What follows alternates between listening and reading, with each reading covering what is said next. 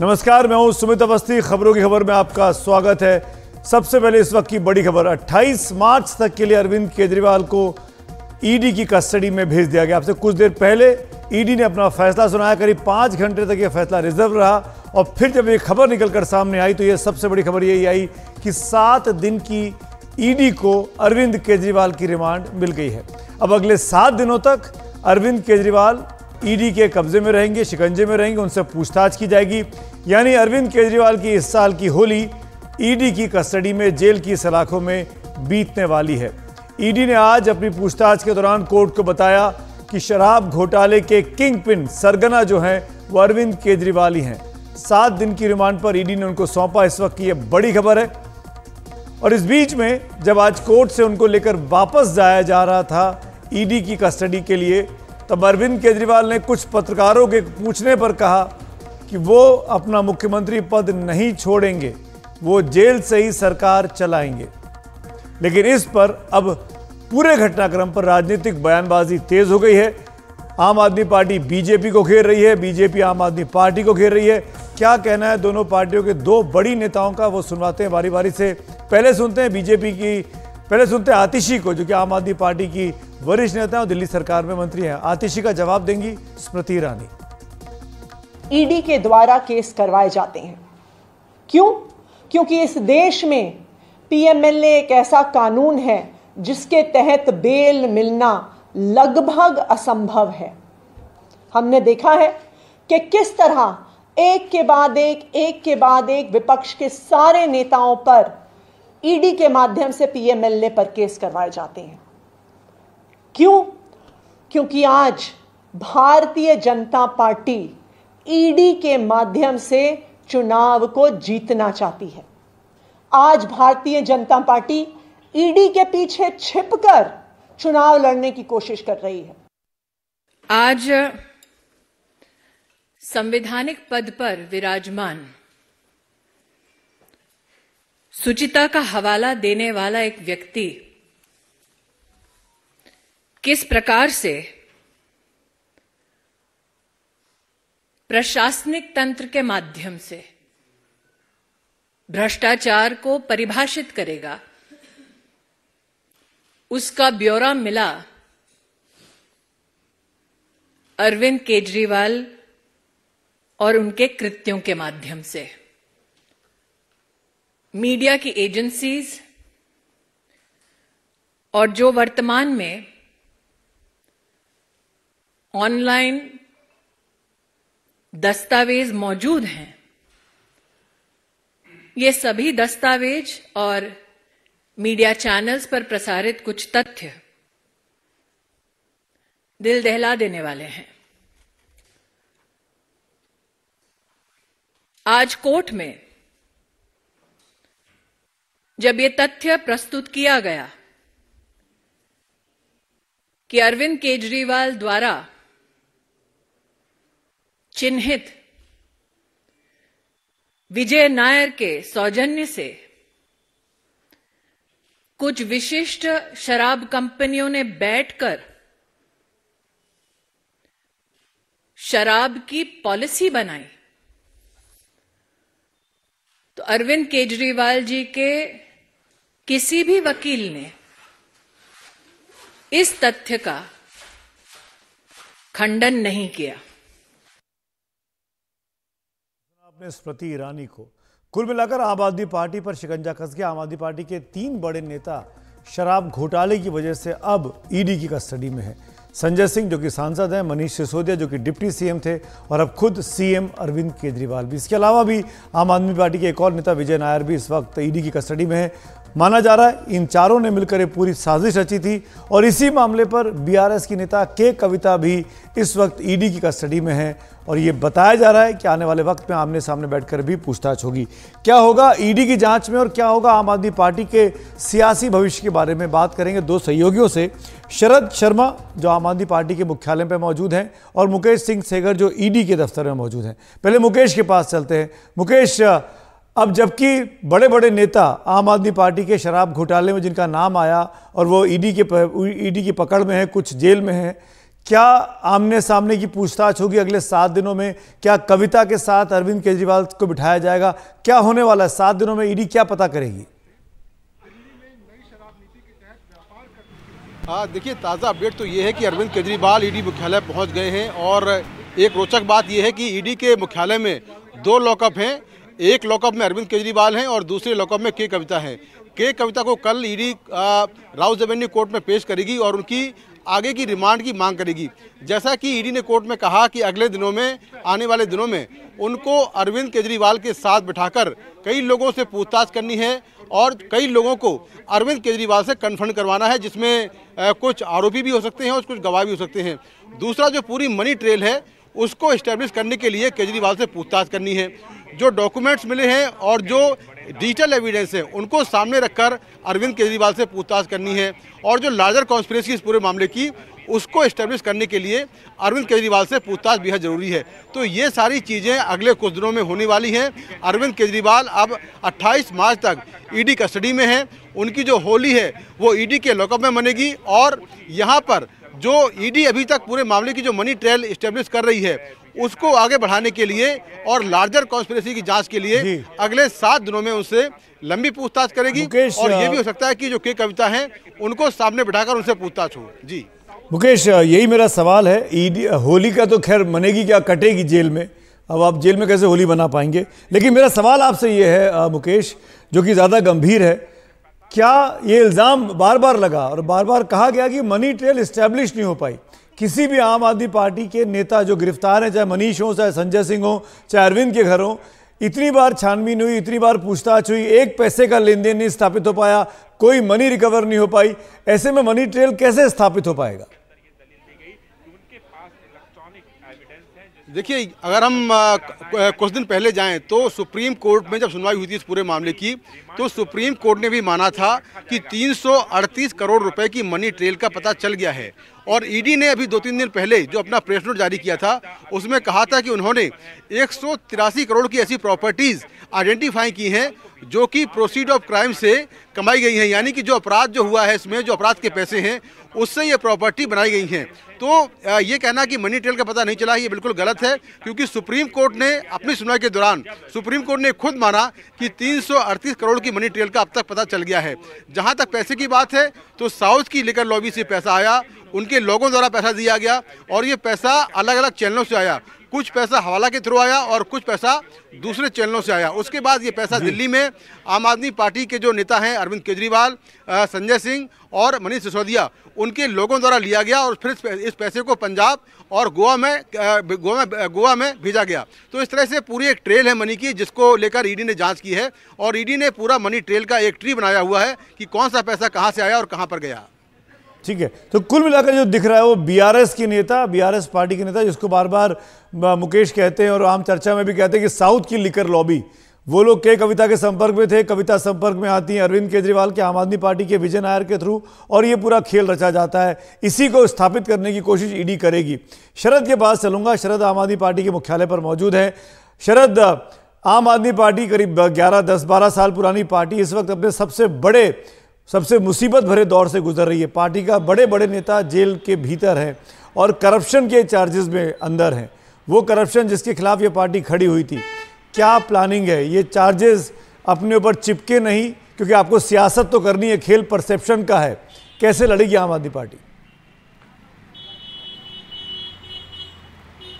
देखिए, त्वरित तौर पर तो आम आदमी पार्टी ने भी एक कैंपेन प्लान किया है, जिसके तहत कल शहीदी दिवस है, तो इस पर इंडिया गठबंधन के जो दल हैं उनके साथ में आम आदमी पार्टी के सभी सांसद, विधायक, पार्षद सब इकट्ठे होंगे शहीदी पार्क पर और वहां पर एक कार्यक्रम करेंगे। इसके बाद प्रधानमंत्री का पुतला दहन का कार्यक्रम होगा 24 मार्च को, और फिर होली वाले दिन विरोध प्रदर्शन नहीं करेंगे, लेकिन लोगों को जाके समझाएंगे कि अरविंद केजरीवाल की गिरफ्तारी क्यों हुई। और उसके बाद 26 मार्च को प्रधानमंत्री के घर का घेराव करने का ये आम आदमी पार्टी ने तय किया है।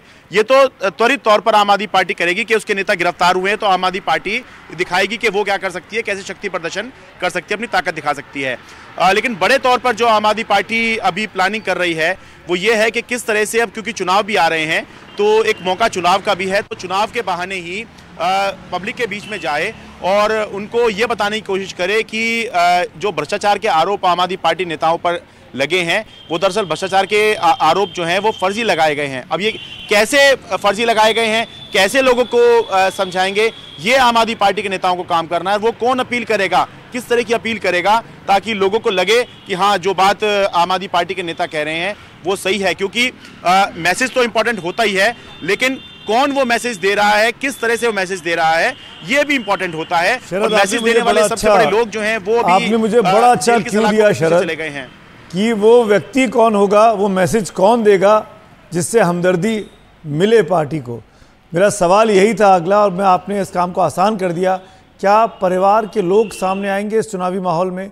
क्या अरविंद केजरीवाल जी की पत्नी सुनीता केजरीवाल जिन्होंने आज ट्वीट किया, क्या वो कैंपेन कर सकती हैं, पार्टी का चेहरा बन सकती हैं?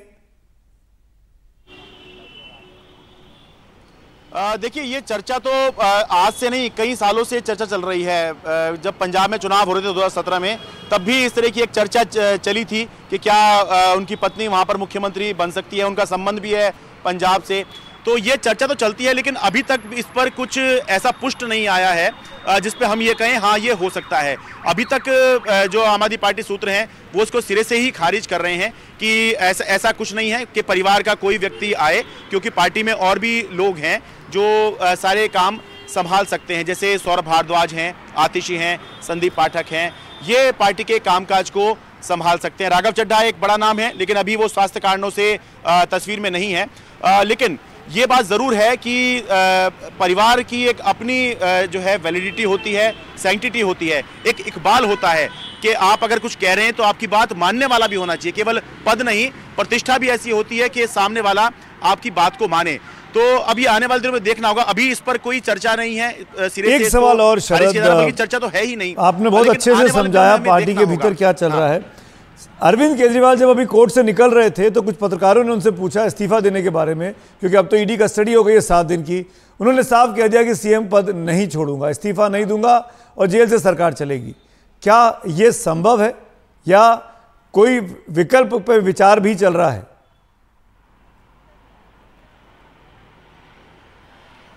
देखिए ये 4-5 महीने पहले से आम आदमी पार्टी ने ये प्लान कर लिया था। उसको पता था कि ये दिन आएगा और ये दिन आ गया। ये बस ये था कि ये दिन कब आएगा।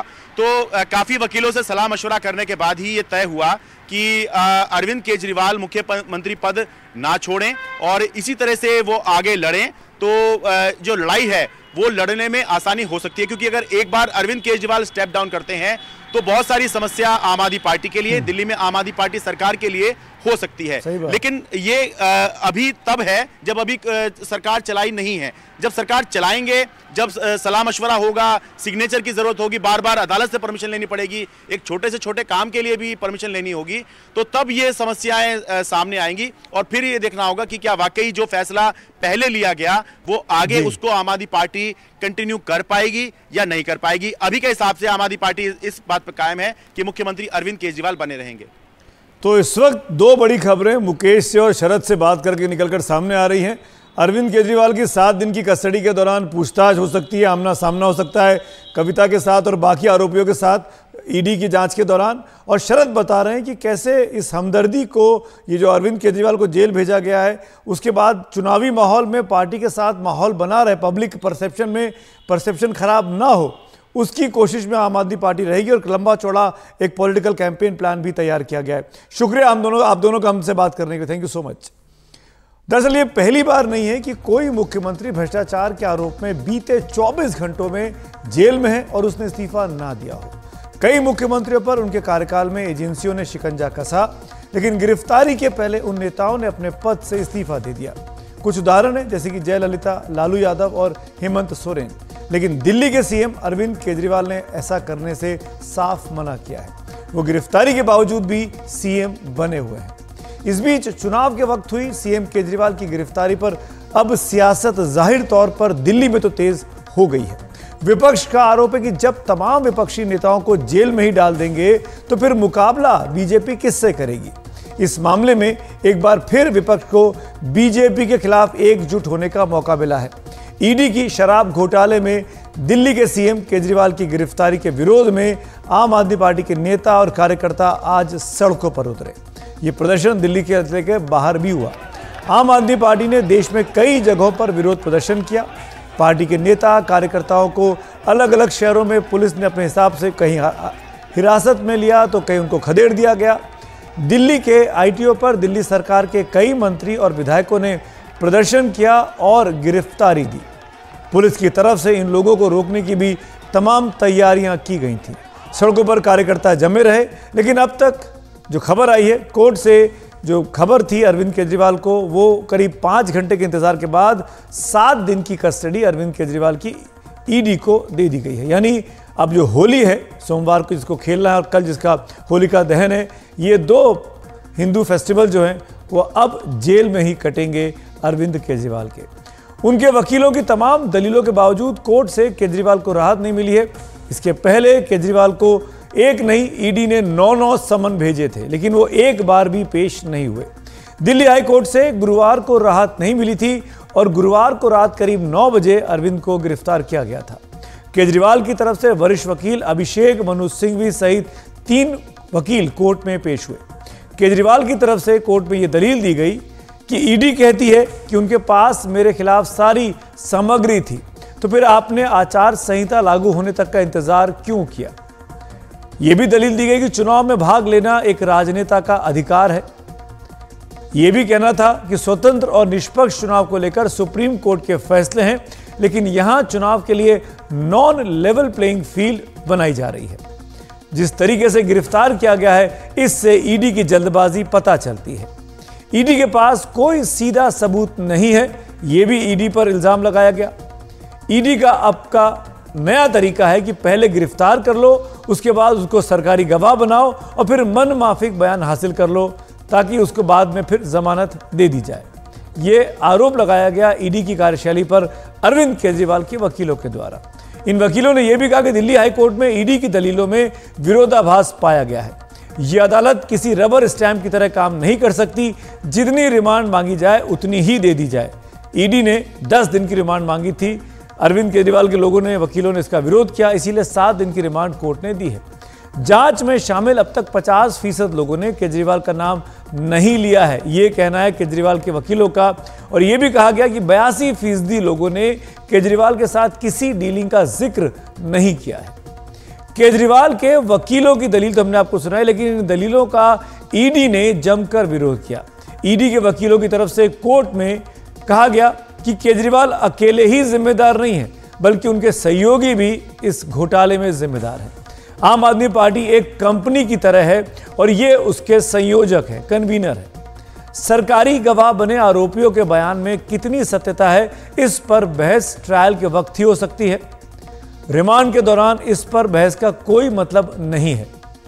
आरोपी यह तय नहीं कर सकता कि गिरफ्तारी की जरूरत है या नहीं है, यह काम तो जांच एजेंसी का है। यह पूरे तरीके से जांच अधिकारी के विवेक पर निर्भर करता है कि कब उसे गिरफ्तारी की किसी भी व्यक्ति की जरूरत है और उसको कब तक की गिरफ्तारी चाहिए।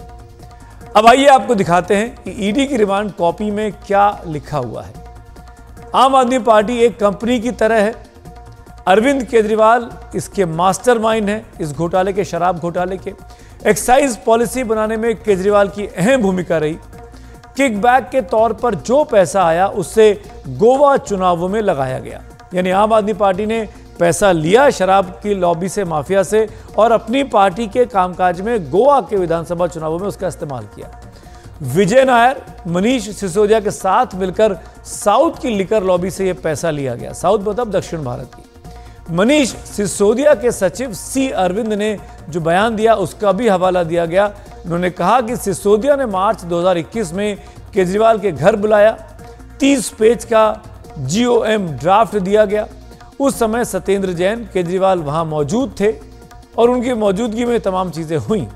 ये ईडी ने कहा अपने पक्ष में केजरीवाल की कस्टडी लेने के लिए। अब सवाल है कि अरविंद केजरीवाल क्या इसी तरीके से सीएम बने रहेंगे? क्या यह संवैधानिक तौर पर सही होगा? क्या सीएम बने रहने से प्रैक्टिकली सीएमओ के कामकाज में दिक्कतें नहीं आएंगी, जिसका जिक्र कुछ देर पहले मेरे सहयोगी शरद कर रहे थे? या फिर वो अपनी कुर्सी छोड़ेंगे और किसी और को कमान सौंपेंगे तो किसको मुख्यमंत्री दिल्ली का नया बनाया जा सकता है? क्योंकि नंबर्स की दिक्कत नहीं है, बहुमत के मामले में आम आदमी पार्टी के पास इनफ विधायक हैं। जिन बड़े नामों की चर्चा चल रही है मुख्यमंत्री के तौर पर, एक एक करके आपको बता देते हैं। सबसे पहला नाम तो सुनीता केजरीवाल का चल रहा है, जो अरविंद केजरीवाल की धर्मपत्नी है। हालांकि ये विधायक नहीं है, पर इस रेस में उनका नाम सबसे ऊपर है। दिल्ली के वित्त मंत्री आतिशी का नाम भी चल रहा है। दिल्ली के स्वास्थ्य मंत्री सौरभ भारद्वाज एक और नाम है। एक और वरिष्ठ नेता हैं, मंत्री भी हैं, गोपाल राय, उनका नाम भी है। राज्यसभा के सांसद राघव चड्ढा का नाम भी इस रेस में लिया जा रहा है। हालांकि राघव इन दिनों इलाज के लिए हिंदुस्तान के बाहर है, लेकिन यह सब तब होगा जब केजरीवाल इस्तीफा देने के लिए तैयार हो जाएंगे। आज उन्होंने इस्तीफा देने से जब पत्रकारों ने पूछा तो इनकार कर दिया कि इस्तीफा नहीं देने वाले हैं। वैसे केजरीवाल सरकार में स्वास्थ्य मंत्री रहे सत्येंद्र जैन भी जब जेल गए थे और जेल में काफी लंबे समय तक मंत्री पद पर रहे, लेकिन बाद में उनको भी इस्तीफा देना पड़ा था। अब बीच लोकसभा चुनाव में केजरीवाल पर लटका ये कानूनी फंदा उनके लिए चुनावी मुश्किलों को बढ़ा सकता है। अरविंद केजरीवाल की पत्नी सुनीता केजरीवाल ने भी मोदी सरकार पर निशाना साधा है। कुछ देर पहले देर शाम उन्होंने ट्वीट कर कहा, आपके 3 बार के चुने हुए मुख्यमंत्री को मोदी जी ने सत्ता के अहंकार में गिरफ्तार करवाया है, सबको क्रश करने में लगे हैं। ये दिल्ली के लोगों के साथ धोखा है। आपके मुख्यमंत्री हमेशा आपके साथ खड़े रहें, अंदर रहें या फिर बाहर, उनका जीवन देश को समर्पित है। जनता जनार्दन है, सब जानती है। सुनीता केजरीवाल का अरविंद केजरीवाल की गिरफ्तारी के बाद ये पहला रिएक्शन है, पहला ट्वीट है। उन्होंने केंद्र सरकार पर निशाना साधा है। क्या आम आदमी पार्टी में उनकी भूमिका हो सकती है? हालांकि आम आदमी पार्टी अभी तक परिवारवाद का विरोध करती रही है, लेकिन आगे क्या होगा ये नहीं पता। एक बयान और महत्वपूर्ण आज आया, उसका जिक्र करना भी यहां पर जरूरी है। कभी अरविंद के ही आंदोलन के साथ जुड़े थे अन्ना हजारे। अन्ना हजारे और अरविंद ने मिलकर आंदोलन खड़ा किया था। आज अन्ना हजारे का एक बयान आया है। क्या कहा दिल्ली के मुख्यमंत्री अरविंद केजरीवाल की गिरफ्तारी पर, वो भी शराब घोटाले में? आइए आपको सुनवाते हैं। मुझे बहुत दुख हुआ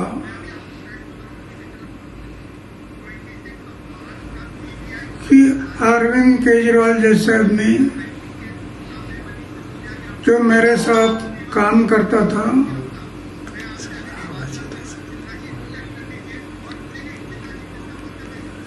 और शराब के बारे में हम लोग आवाज उठाया था, आज वो शराब नीति बना रहा है, जिसका मुझे दुख हुआ। आखिर उसको जो अरेस्ट किया गया, अटक हुआ, वो उनकी कृति से हुआ। आइए इसी मुद्दे पर बात करते हैं दो राजनीतिक विश्लेषकों से बारी बारी से। कुछ देर पहले हमने बातचीत की है, मेरे साथ संदीप शास्त्री साहब जुड़े थे। संदीप जी, बहुत बहुत शुक्रिया वक्त निकालने के लिए। इस चुनावी वक्त में अरविंद केजरीवाल की गिरफ्तारी हो गई है, 7 दिन की ईडी को कस्टडी मिल गई है। अब कई राज्यों में चुनाव लड़ना है। इस घटना से कितना फायदा या नुकसान होगा राजनीतिक तौर पर आम आदमी पार्टी को? देखिए, अगर इस प्रश्न का कोई ठोस जवाब देना हो तो ये अगले कई दिनों में ये मामला कैसे आगे बढ़ेगा उस पर डिपेंड होता है। अभी कोर्ट सुनवाई कर रही है, कोर्ट क्या फैसला लेती है, कोर्ट क्या इंटरिम स्टैंड लेती है, उस पर डिपेंड करता है। अगर कोर्ट ईडी को परमिशन दे उनको कस्टडी में रखने के लिए, उसका परिणाम एक हो सकता है। वो डेफिनेटली उससे आप पार्टी हो या सरकार हो, दोनों को थोड़ा उससे धक्का मिल सकता है।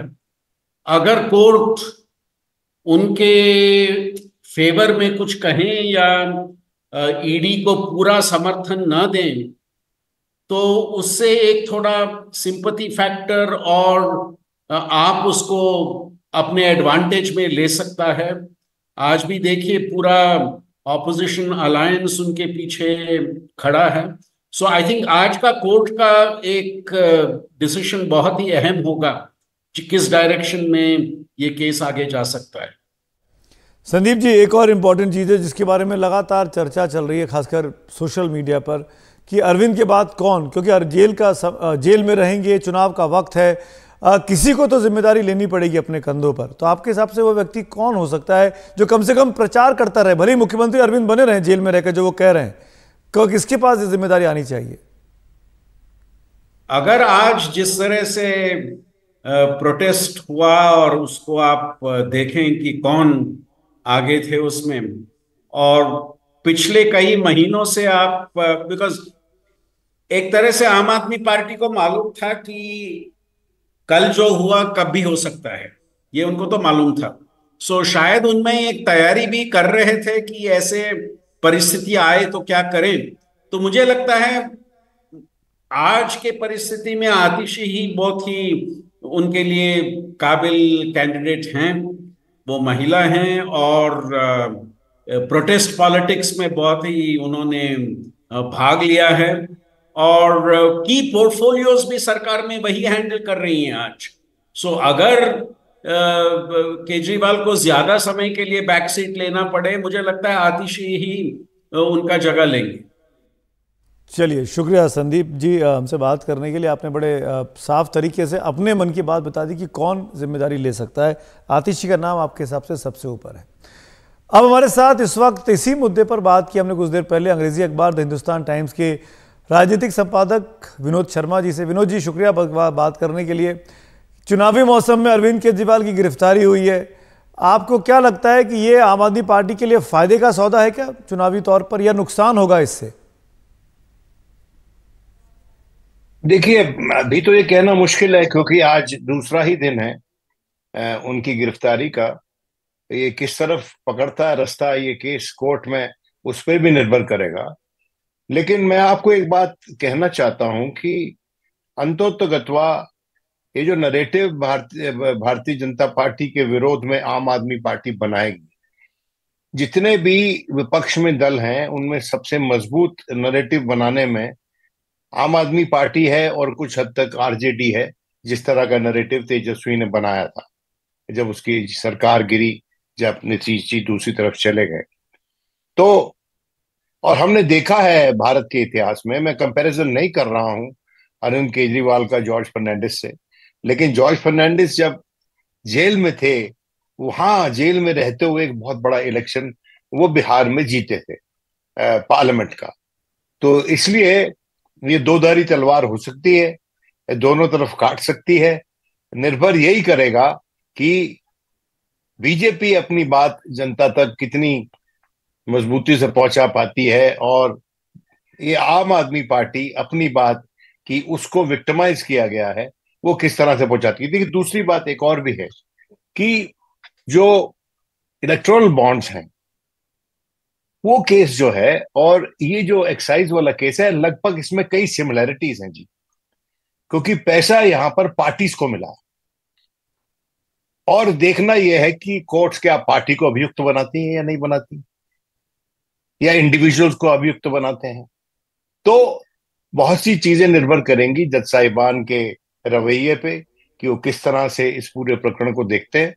तो आज के दिन ये कहना कि फायदा होगा या नुकसान होगा ये तो गलत होगा, लेकिन ये बात एक सही है कि कुछ हद तक जो गरीब तबके हैं उन तबकों में अरविंद को सहानुभूति की संभावना है। एक और चीज़ जानना चाहूँगा मैं आपसे विनोद जी, आपको याद होगा जब अन्ना का आंदोलन चल रहा था दिल्ली में रामलीला मैदान पर, अरविंद भाषण देते थे और कहते थे कि जिन पे आरोप लगे उन मंत्रियों को इस्तीफा दे देना चाहिए, और अगर आरोप से वो बरी हो गए तो वापस अपनी कुर्सी पर बैठ जाएं, वापस लौट आएं। लेकिन अपने मामले में अरविंद केजरीवाल ये नहीं कर रहे हैं, वो अपनी कुर्सी पर बने हुए हैं, उन पर भी आरोप लगा है किकबैक्स का, कमीशन लेने का, पर इस मामले में उन्होंने ऐसा नहीं किया। ये बदलाव क्या दिखाता है? देखिए, बात यह कि वो बात सच है कि उनको अपनी बात पे डटा रहना चाहिए, लेकिन जिस तरह की आज की राजनीति है, भाई you can't be wearing a chastity belt in a harem, no भाई, while in Rome do as the Romans do। आप लड़ाई बराबर की लड़ना चाहते हो ना अपने प्रतिद्वंदियों से, और अगर आप ये कहो जी मैं तो साधु संत महात्मा हूं और दूसरे लोग जो मर्जी करें, तो उसमें तो लेवल प्ले फील्ड रहती नहीं। और राजनीति तो साम दाम दंड भेद का काम है। तो मैं समझता हूं कि उन्होंने अपने विचार बदले होंगे। और कोई पत्थर पे लकीर नहीं होता कोई भी बयान राजनीति में। हर नेता को आप उसकी जो पहले की बयानबाजी है उस पे घेर सकते हैं, और अरविंद केजरीवाल भी निश्चित तौर पे घेर सकते हैं, लेकिन उनकी जो राजनीति बदली, और कुछ लोग कहें कि उसमें विकार आया, मैं समझता हूं विकार नहीं आया, उसमें एक तब्दीली आई जो कि ग्राउंड सिचुएशन के अनुसार है। चलिए, बहुत बहुत शुक्रिया विनोद शर्मा जी हमसे बात करने के लिए, थैंक यू सो मच। आगे बढ़ेंगे क्योंकि विनोद शर्मा ने जिक्र किया इलेक्टोरल बॉन्ड का, और इलेक्टोरल बॉन्ड भी एक इस वक्त की बड़ी खबर है। तो सुप्रीम कोर्ट के निर्देश के बाद स्टेट बैंक ऑफ इंडिया ने नया डेटा इलेक्टोरल बॉन्ड्स को लेकर, चुनावी बॉन्ड को लेकर जारी किया। अब उसके जारी करने के बाद उसकी बहुत से खुलासे धीरे धीरे कर सामने आ रहे हैं कि कब किसने किसको कितना चंदा दिया। यानी पार्टी के नाम भी आ गए और कंपनियों के नाम भी आ गए हैं। इलेक्टोरल बॉन्ड किस पार्टी को मिला है उससे जुड़ी जानकारी भी हमारे सामने है। अप्रैल 2019 से जनवरी 2024 के बीच किन्हें बॉन्ड मिला और किन्होंने बॉन्ड दिया, इसकी जानकारी चुनाव आयोग की वेबसाइट पर है। इसको लेकर विस्तार से एनडीटीवी प्रॉफिट के दो सहयोगियों जननी जनार्दन और चिन्मय वासुदेव ने अपनी रिपोर्ट तैयार की है, मिलान करने की कोशिश की और जो चीजें निकल कर आई हैं वो मैं आपके सामने रखता हूं। बीजेपी को सबसे ज्यादा चंदा mega engineering and infrastructure company से मिला। क्विक सप्लाई चेन प्राइवेट से उसके बाद चंदा मिला। वेदांता और भारती एयरटेल से भी चंदा मिला। वहीं कांग्रेस को जो सबसे ज्यादा चंदा मिला वो western UP power transmission company से, वेदांता से, यशोदा हॉस्पिटल, एविस ट्रेडिंग को फाइनेंस, ये ऐसी कंपनियां थी जिन्होंने कांग्रेस पार्टी को चंदा दिया। अब हम आपको बताते हैं कि किस दल को अहम रूप से कहां से कितना चंदा मिला है। बीजेपी ने 5,594 करोड़ के बॉन्ड को कैश करवाया। मेगा इंजीनियरिंग एंड इंफ्रा ने 584 करोड़ रुपए बीजेपी को दिए। क्विक सप्लाई चेन ने 375 करोड़ रुपए दिए। वेदांता ने 226 करोड़ से ज्यादा दिए। भारती एयरटेल ने 183 करोड़ से ज्यादा दिए। मदन लाल लिमिटेड ने 175 करोड़ से ज्यादा दिए। केवेंटर फूड पार्क इंडिया ने 144 करोड़ रुपए दिए। डीएलएफ कमर्शियल डेवलपर्स ने 130 करोड़ रुपए भारतीय जनता पार्टी को दिए। बिरला कार्बन इंडिया ने 100 करोड़ रुपए बीजेपी को दिए। अब बात विपक्ष की कांग्रेस की करते हैं। कांग्रेस को 1,351 करोड़ रुपए और 9 लाख के बॉन्ड को कैश करवाया गया, जिसमें western UP power transmission company ने 110 करोड़ का चंदा कांग्रेस को दिया। वेदांता ने 104 करोड़ का, एमकेजी एंटरप्राइजेज ने 69.35 करोड़ का, यशोदा सुपर स्पेशलिटी हॉस्पिटल ने 64 करोड़ का, एविस ट्रेडिंग फाइनेंस ने 53 करोड़ का, future gaming and hotel services ने 50 करोड़ का चंदा कांग्रेस को दिया। टीएमसी को 1,592 करोड़ रुपए मिले, जो कि कांग्रेस के से ज्यादा है और बीजेपी से कम है। Future gaming and hotel services ने टीएमसी को 542 करोड़ रुपए दिए। सबसे अधिक चंदा इस फ्यूचर गेमिंग ने, इस जुआ खिलाने वाली कंपनी ने टीएमसी को दिया है। हल्दिया एनर्जी ने 281 करोड़ रुपए दिए। धारीवाल इंफ्रास्ट्रक्चर ने 90 करोड़ रुपए दिए। इसी बाबत आज एडीआर ने, जिसने ये पूरी पिटीशन लगाई थी सुप्रीम कोर्ट ने, association for democratic reforms, ADR ने आज दिल्ली में एक प्रेस कॉन्फ्रेंस की। एडीआर के जो सह संस्थापक हैं जगदीप चोखड़ साहब, वो इस वक्त हमारे साथ जुड़ रहे हैं। उनसे हमसे कुछ देर पहले हमने उनसे बातचीत की थी। चोखड़ साहब, अब जब अल्फा न्यूमेरिक जो नंबर्स हैं इन इलेक्टोरल बॉन्ड्स के वो सामने आ गए हैं, किसने किसको कितना चुनावी चंदा दिया, वो तमाम आंकड़े सामने आ गए हैं, इससे क्या नई चीज निकलकर सामने आई है? क्या नया आगे और पता चल सकता है? देखिए, जो कल नंबर सामने आया है उससे सारी सिचुएशन साफ हो गई है कि किस कंपनी ने या किस व्यक्ति ने किस नंबर का बॉन्ड कितने का किस राजनीतिक दल को दिया। हर एक बॉन्ड का, इंडिविजुअल बॉन्ड का पता लग सकता है और सूचना बहुत ज्यादा है, तो उसको अभी एनालाइज करने में काफी समय लगेगा। लेकिन ये अब खुल के सामने आ गया है कि किस कंपनी ने किस पार्टी को कितने का पैसा किस दिन दिया, किसने कब दिया, ये चीजें सामने आ गई हैं। आज आप लोगों ने प्रेस कॉन्फ्रेंस भी की थी, अभी कब से कुछ मिनट पहले जब मैं आपसे बात कर रहा था। क्या खास बातें रही? प्रेशर करने की जरूरत एडीआर को और कॉमन कॉज को क्यों पड़ी? उसमें यही चर्चा हुई कि ये देश में अपनी तरह का सबसे बड़ा मामला है जिसमें से बहुत ज्यादा सूचना निकलेगी और जिसको अगले 5-10 साल तक लोग उसको खंगालेंगे, एनालाइज करेंगे और उसमें से और नई नई बातें। सबसे इम्पोर्टेंट बात यह है कि जो कॉरपोरेट और पॉलिटिक्स का नेक्सस है उसके बारे में अब कोई शंका नहीं बची है कि कंपनियों का राजनीतिक दलों से बहुत गहरा ताल्लुक है और वो उनको तरह तरह से फायदे करते हैं और फिर राजनीतिक दल कंपनियों को फायदे करते हैं। ये जो क्विड प्रो को का मामला है ये बिल्कुल साफ हो गया है। क्विड प्रो को का मामला चोकर साहब आपको लग रहा है साफ हो गया, लेकिन राजनीतिक पार्टियों को चंदे की जरूरत तो पड़ती है। अभी इस सिस्टम के जरिए इनको चंदा मिल रहा था तो पता चल गया नाम किस किस के थे। पहले चंदा मिलता था तो पता ही नहीं चलता था कौन किसको कितना चंदा देता है, राजनीतिक पार्टियां छुपा लेती थी। क्या अब ये पूरे प्रोसेस के बाद आपको लगता है कि ये फंडिंग जो होती है राजनीतिक पार्टियों को, इसमें कोई लगाम लगेगी या ऐसे ही चलता रहेगा ये चोरी छिपे? देखिए, वो चंदा तो पहले भी दे रहे थे और अब भी देंगे, लेकिन जो ये एक बीच में प्रावधान लाया गया था कि गलत चंदा देना कानूनी बना दिया गया था, वो हट गया है। अब वो गलत चंदा कोई कानूनी तौर पे नहीं दे सकेगा। गलत चंदा गलत तरीके से देगा तो उसके खिलाफ कार्रवाई होगी। चलिए चोकर साहब, बात करने के लिए धन्यवाद। बड़ा फैसला लेकर आए सुप्रीम कोर्ट से, कॉन्स्टिट्यूशन बेंच से यह फैसला आया जिसमें पूरे के पूरे इलेक्टोरल बॉन्ड सिस्टम को कोर्ट ने खारिज कर दिया असंवैधानिक कहते हुए। तो आज खबरों की खबर में फिलहाल इतना ही। शुभ रात्रि।